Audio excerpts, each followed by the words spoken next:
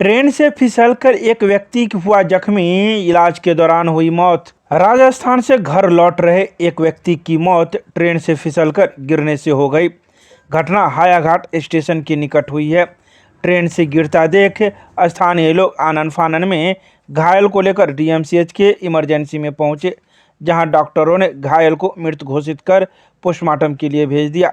मृतक की पहचान जयनगर थाना क्षेत्र के लक्ष्मीपुर गांव निवासी रामसेवक राय के पुत्र दिलीप राय के रूप में हुई है। चचेरे भाई मिथुन राय ने बताया कि मृतक राजस्थान में हलवाई का कार्य करता है। वहां से वे ट्रेन के जरिए समस्तीपुर आया और फिर दूसरी गाड़ी पकड़कर जयनगर के लिए निकला था, पर हायाघाट स्टेशन के समीप वह ट्रेन से फिसल गया। सर में गंभीर चोटें लगी थी। मृतक अपने पीछे 2 लड़का, 1 लड़की और पत्नी छोड़ गया। जैसे ही यह खबर परिवार के लोगों को मिली तो परिवार के लोगों का रो रो कर बुरा हाल है। हमारा लड़का का ट्रेन में आ रहा था, गिर गया, फ्रैक्चर पैर हो गया, मर गया, डेथ कर गया। वो राजस्थान से बिहार आ रहा था। कौन जगह? जयनगर मधुबनी जिला। अच्छा, हायाघाट में घटना। हायाघाट जी। कैसे जानकारी मिला आप लोग? वो वहाँ का लोकल आदमी से हमको बताया। लोकल आदमी से फ़ोन किया था हमारा लड़का के वक्त से, मोबाइल से। आप परिवार में 2 लड़का है, 1 लड़की है। क्या वो लोकल काम करता था, मिठाई उठाई का काम। राजस्थान में? जी। तो राजस्थान से जयनगर आ रहा था हायाघाट में। हमारा नाम हो गया रामसेवक राय। आपका लड़का का? उसका नाम है दिलीप राय। कहाँ के रहने वाले आप लोग? यहाँ का जयनगर लक्ष्मीपुर का। थाना? थाना जयनगर हो गया प्रॉपर्टी। राजस्थान से आ रहा था, समस्तीपुर में ट्रेन छूटने के कारण हायाघाट में एक्सीडेंट कर गया। मतलब पैर पिछलने के कारण से टांग पूरा फ्रैक्चर हो गया। ट्रेन तो वहाँ हायाघाट में मतलब स्लिप कर गया था। समस्तीपुर जंक्शन से दूसरा ट्रेन पकड़ के आ रहा था जयनगर तरफ। अच्छा, ठीक, वहीं पे मधुबनी जिला का रहने वाला है। क्या नाम इनका? दिलीप राय।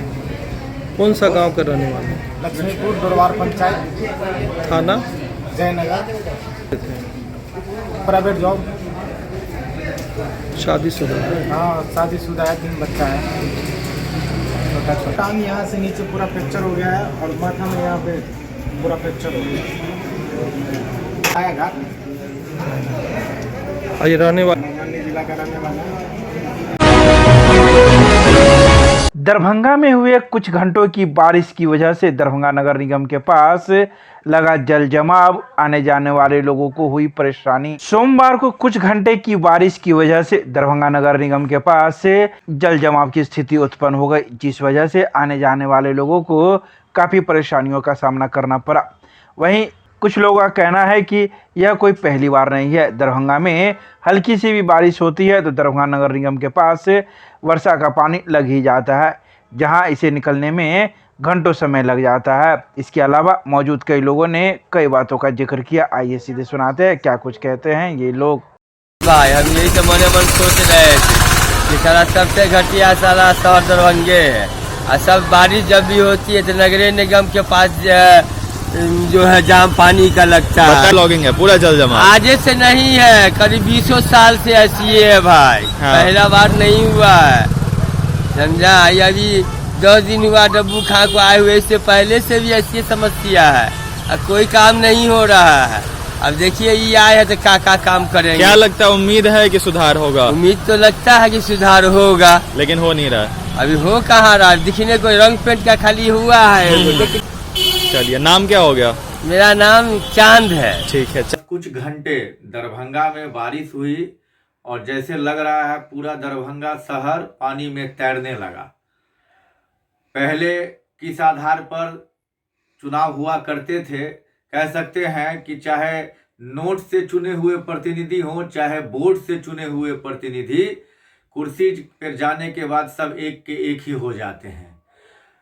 बहुत दिनों से अखबारबाजी हो रही है, बजट हो रहा है कि नाले, बरसात से पहले नालों की उड़ाही हो रही है, ये जेसीबी मशीन लगा हुआ है।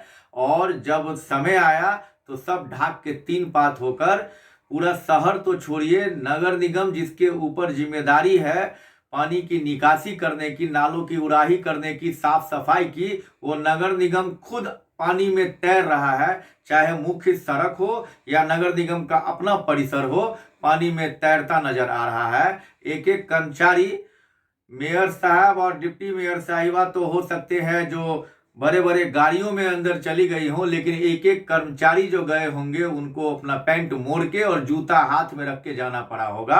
यह दुर्भाग्यपूर्ण स्थिति है और पता नहीं हम दरभंगा वासियों को इस दुर्भाग्यपूर्ण स्थिति से कब निजात मिलेगी।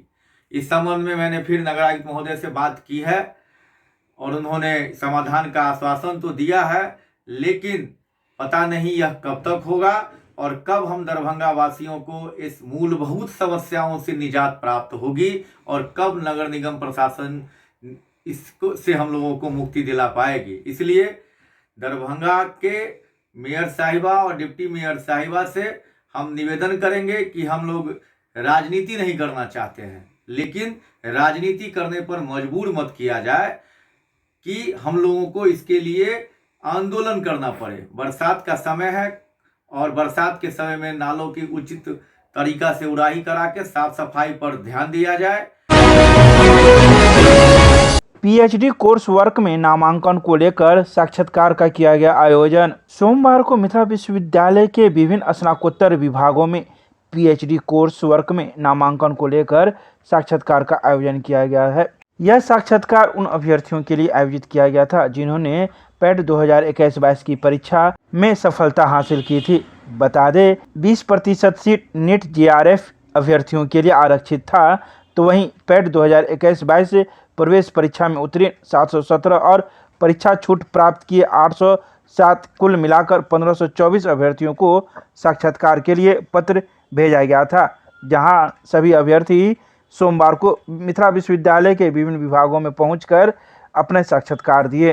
पीएचडी का इंटरव्यू है। पीएचडी का किस विभाग में है? संस्कृत विभाग। कहाँ से आए हैं? यहीं से दरभंगा से। दरभंगा से आए हैं। अभी तक नहीं हुआ? नहीं।